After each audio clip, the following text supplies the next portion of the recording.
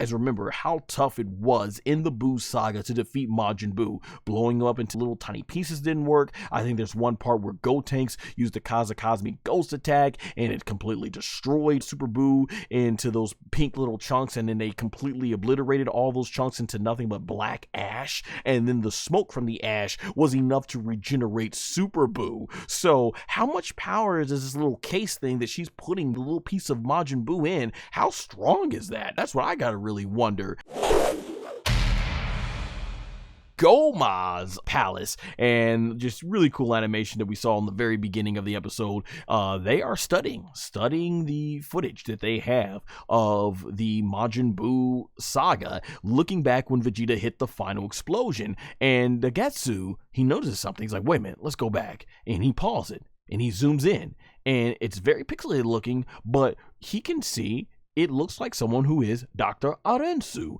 It's very pixelated looking, and you see right there Gomah's like, I believe that is her. And they end up basically turning 144p footage into 8K, I guess, because they have the magic to do so. So Arinsu is right here, and she is picking up something, and Gomah is in disbelief. And what she's picking up here is the little pieces of fat Majin Buu that were around when Vegeta blew himself up, and she puts it into this chest, and whatever this thing is, and basically is able to close it. Now, what's very interesting about here, this is a retcon, or more so just a more big reveal, because I gotta wonder, first of all, you guys remember how tough it was in the Buu saga to defeat Majin Buu. Blowing him up into little tiny pieces didn't work. I think there's one part where Gotenks used the Kazakazmi Ghost attack and it completely destroyed Super Buu into those pink little chunks, and then they completely obliterated all those chunks into nothing but black ash, and then the smoke from the ash was enough to regenerate Super Buu. So how much power is this little case thing that she's putting Buu's the little piece of Majin Buu in? How strong is that? That's what I gotta really wonder.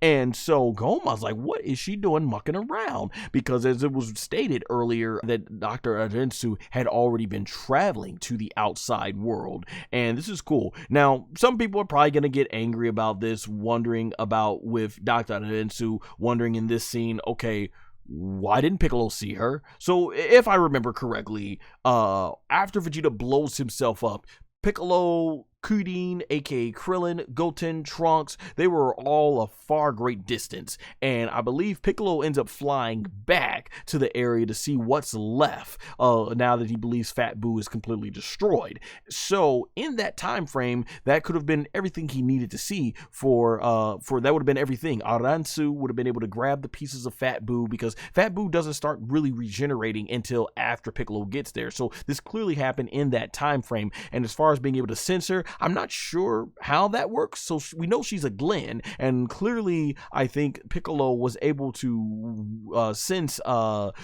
East Kaioshin's power. So why they didn't censor, if she's able to keep her power on the download like that, we're not sure if that was explained or not. But it's crazy that no one even expected that Dr. Arinsu was there. Like how long ago was she there? Was she staying in that warp time basically, and then just ended up basically coming by? So who knows? It's very interesting, but I actually like it. I'm not going to be angry about it being a retcon and all that stuff. Like, I think it's cool. It adds more lore to the Majin Buu arc and everything. And we got a new person in chat, Tim Hirtif.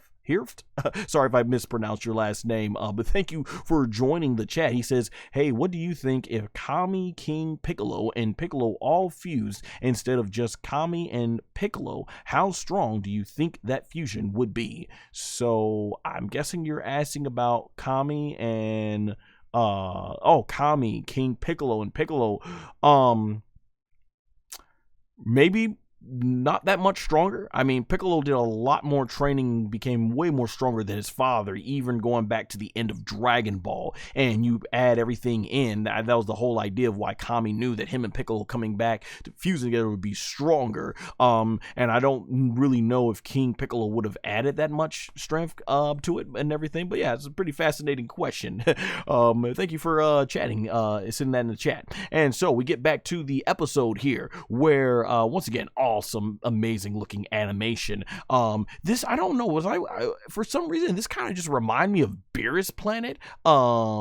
It just reminded me so much of Beerus Planet. That looked awesome. This animation was really cool, on point. Like, just look how gorgeous that tree looks. Like, it's beautiful, but I love how as we descend down it starts looking more hellish. And this is apparently the house, I believe, of where Dr. Arinsu lives. And here she's just, I don't know what she's doing. Is she like is this their way of vaping or smoking or whatever? I don't know if they succumb to the same laws of humans in the outside world or whatever. But there he is, and man, I guess she's just smoking, having a good time or whatever. But yeah, she goes into this place, and here one of the witch characters, I believe, was actually leaked by Geekdom 101, so his sources were definitely once again on point with that one. So this character is named Marba.